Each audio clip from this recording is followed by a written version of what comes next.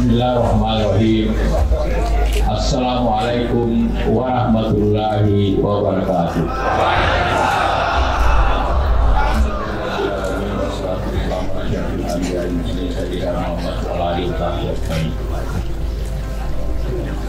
Hormati Para Menteri yang hadir, Pak Budi dengan Sofyan, Pak Gubernur yang saya hormati dan seluruh jajaran pimpinan daerah, Ketua Pimpinan Hidayatullah, dan juga khususnya hadirat para dai yang datang dari seluruh pelosok tanah air.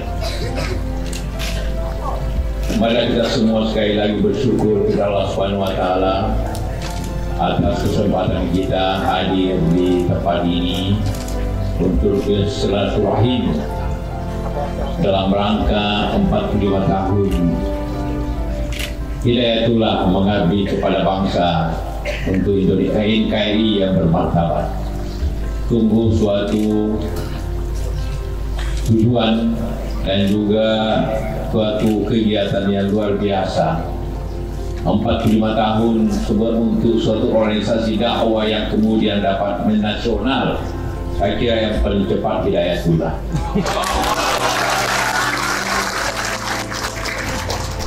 Banyak orasi umat kita yang luar biasa yang telah mengabdi ratusan tahun. Namun Hidayatullah telah mengabdi kepada bangsanya cukup singkat untuk memenuhi kegiatan-kegiatan nasional di seluruh penjuru bangsa ini. Ini tentu karena niat awal yang telah dilaksanakan pendiri Hidayatullah Pak Ustadzullah Said itu, yang amal ma'ruf nahi munkar yang telah dilaksanakannya dan kemudian mengabdi kepada seluruh bangsa ini. Bangsa ini bangsa yang besar, 17.000 pulau, 600 lebih bahasanya, 260 juta penduduknya. Tentu tidak bisa dibandingkan dengan Malaysia, Brunei yang tentunya jauh lebih kecil. Namun karena itu untuk mencapai seluruh bagian bangsa ini juga dibutuhkan upaya yang luar biasa. Dan karena itulah maka sekali lagi kita bersyukur dan kita berterima kasih kepada para dai yang telah mengabdikan dirinya di gunung-gunung, di puncak-puncak bukit, di sungai-sungai yang jauh, dan juga di kampung-kampung yang belum maju, yang mungkin sebagai besar tidak ada listrik, tapi semuanya mengabdi untuk kejayaan agama kita, agama Islam. Hal inilah tentu kita menyadari bahwa yang bisa membalasnya tentu amalan kita semua. Tidak ada manusia yang bisa membalasnya dengan sebaik-baiknya selain amal ibadah yang amal jariah yang saudara-saudara semua telah laksanakan. Dan itulah maka dalam peringatan yang ke-45 ini tentu digabungi dengan rasa syukur kepada Allah Subhanahu wa Ta'ala atas upaya yang sungguh-sungguh berat ini. Apalagi di sini juga hadir anggota DPD, anggota DPR yang tentu memberikan dukungan juga sama dengan Pemda di manapun berada di sini. Walaupun kampus ini kampusnya agak keras namanya, gunung tembak gitu kan. Jarang pesantren yang berada di gunung-gunung tembak gitu kan. Tapi alhamdulillah tidak satu pun peluru yang ditembakkan dari kampus ini. Ya.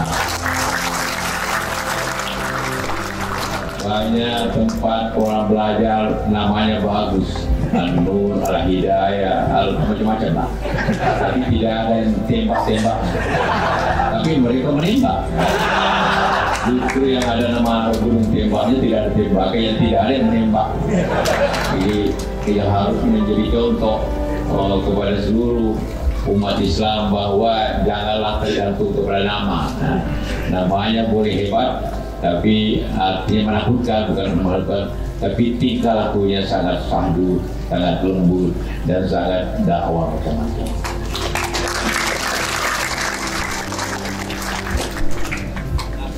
dalam setiap kegiatan kita tentu ada niatnya. Innamal a'malu binniyah. Tetapi juga secara berbangsa kita juga ada niat.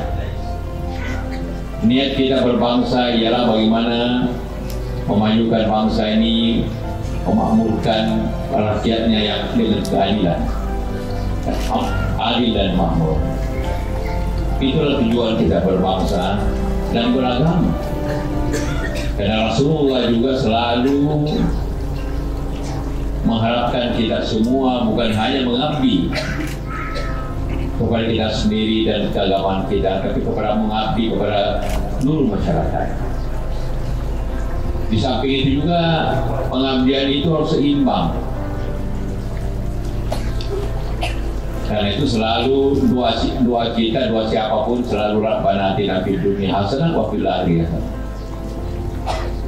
Pengabdian kita kepada kebaikan di dunia dan akhirat. Karena itulah doa harus dilaksanakan dengan cara mengabdian kepada masyarakat. Karena itu kita harapkan pedai dari Hajur Hidayatullah ini bukan hanya mengajarkan tentang ibadah, tentang tauhid kepada seluruh masyarakat, tapi juga mengajarkan muamalah yang baik, keduniaan. Orang petani diajar bagaimana bertani yang lebih baik, orang berdagang bagaimana mendorong perdagangan. Karena jangan lupa Rasulullah itu juga adalah pedagang, Khadijah pedagang, Utsman pedagang, Abu Bakar pedagang. Karena itulah maka satu-satunya cara memakmurkan masyarakat kita ialah bagaimana mereka berusaha dengan baik. Itulah tentu tugas bukan dai, itulah tugas daripada seluruh kita yang hadir di sini untuk membantu masyarakat pada dua hal: bagaimana di dunia ini dan di akhirat kelak akan mendapat kemakmurannya, akan mendapat kebaikannya, dan juga segala upaya-upaya kita dalam pengabdian kepada agama kita semuanya. Karena itulah maka bimbingan pekerjaan dai bukan pekerjaan hanya mengislamkan, bagaimana memperbanyak mualaf, bukan hanya itu, tapi ialah bagaimana memakmurkan bangsa ini dengan upaya-upaya dan juga tentu dengan pengetahuan yang ada. Karena itulah maka mungkin saja di kampus ini atau di pesantren-pesantren Hidayatullah dimanapun berada, tentu mengajarkan soal agama, tentu juga mengajarkan bagaimana kemakmuran, bagaimana bertani yang baik, berdagang yang baik, bagaimana menjadi tukang yang baik, bagaimana jadi pekerja yang baik. Itulah tentu salah satu upaya kita untuk memakmurkan bangsa ini. Karena itulah apabila kita melaksanakan dua hal tersebut, baik ibadah, akidah, dan muamalah, tentu telah menjadi hal tersebut. Hari ini terjadi banyak perdebatan tentang perlunya apakah perlu undang-undang syariah atau perda syariah yang ada. Sebenarnya hal itu jauh lebih tinggi tentang syariah itu. Kalau undang-undang perda hanya urusan gubernur, justru syariah itu perintah Allah dan Rasulnya yang harus kita taati jauh lebih tinggi daripada itu. Jadi tidak ada konteksnya boleh atau tidak, karena sudah ada aturan yang lebih tinggi. Karena bagi kita umat ini yang tertinggi aturan adalah aturan Al-Quran dan Hadis. Tidak ada yang itu urusan perda, urusan tidak ada, urusan kecil terlalu kecil untuk menjadi masalah bagi bangsa ini. Dan juga kita semua telah melaksanakannya sebaik-baiknya. Sekarang ini di Indonesia, alhamdulillah, keagamaan kita luar biasa. Cara kita masjid musala ada di mana-mana. Masjid kita hampir 1 juta, 800 atau 900 ribu. Yang tahu betul jumlahnya tentu cuma Allah Subhanahu wa Ta'ala. Saya sendiri pegawai masjid juga tidak tahu berapa yang benar. Kan setiap hari ada masjid dan tidak perlu mendaftar, bangun aja. Itu berbeda dengan banyak negara lain kayak Malaysia, Brunei, Kuwait, Saudi. Semua masjid itu dibangun pemerintah. Kita ini dibangun pemerintahnya Istiqlal atau masjid-masjid di kantor. Kita bersyukur, kenapa? Kita bersyukur bahwa hari libur itu hari Ahad. Kenapa masjid di Indonesia begitu banyak? Karena hari Jumat kita bekerja. Jika kalau bekerja perlu masjid di kantor. Karena kalau tidak di mana Jumatan. Coba sekiranya hari liburnya hari Minggu, saya tidak perlu ada masjid di kantor karena di rumah saya. Jadi sebenarnya ini hikmah juga bahwa Anda tidak banyak masjid di Saudi, di Kuwait, di kantor-kantor tidak banyak. Dan hari Jumat mereka libur. Jadi pulang ke masjid dekat rumahnya. Kalau kita yang harus Pak Gubernur mesti salahnya kantor gubernur gitu ya. Nah, saya salahnya kantor Wapres. Jadi semua kantor ada masjidnya. Itulah ibadah yang menyebabkan kita ibadah makin tinggi karena kita dikelilingi dengan suatu rumah hal-hal yang baik seperti itu. Karena itulah maka menggabungkan segala upaya, segala daya dengan juga niat yang baik, itulah yang akan menjadikan umat yang baik. Apa tantangan kita ke depan? Tantangan kita ke depan ialah bagaimana harmoni bangsa ini terjaga. Bagaimana umat ini meningkat kehidupan. Kita bersyukur bahwa di banyak negara Islam di dunia ini yang terjadi konflik demi konflik yang tidak berakhir. Puluhan tahun, 40 tahun orang perang di Afghanistan. Puluhan tahun terjadi masalah-masalah di Irak, Syria, Libya, Nigeria, macam-macam. Alhamdulillah di Indonesia ini ada konflik-konflik tertentu, tapi umumnya diselesaikan dengan baik dan aman negeri ini. Dan itulah rasa syukur dan tertinggi bahwa bangsa yang penduduknya Islam yang terbesar itu mempunyai situasi yang jauh lebih aman dibanding dengan negara-negara Islam yang lainnya.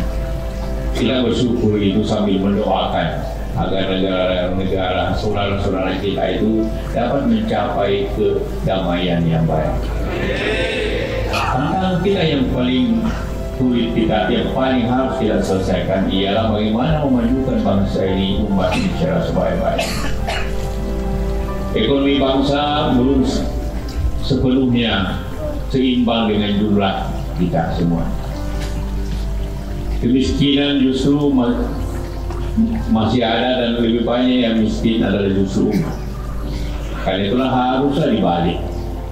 Upaya itu hanya dengan upaya bersama-sama. Bagaimana memajukan umat ini dengan ekonomi dengan sebaik-baiknya. Karena itu Hidayatullah yang berada di seluruh pelosok Nusantara ini tentu apabila bergerak bukan hanya untuk dakwah bil lisan tapi dakwah bil hal, tentu merupakan suatu upaya yang sangat diharapkan oleh umat ini. Bagaimana masyarakatnya jauh di gunung dapat menghasilkannya cengkeh yang baik, menghasilkan coklat yang baik, menghasilkan kopi yang baik sehingga mereka dapat membayar zakat dengan baik.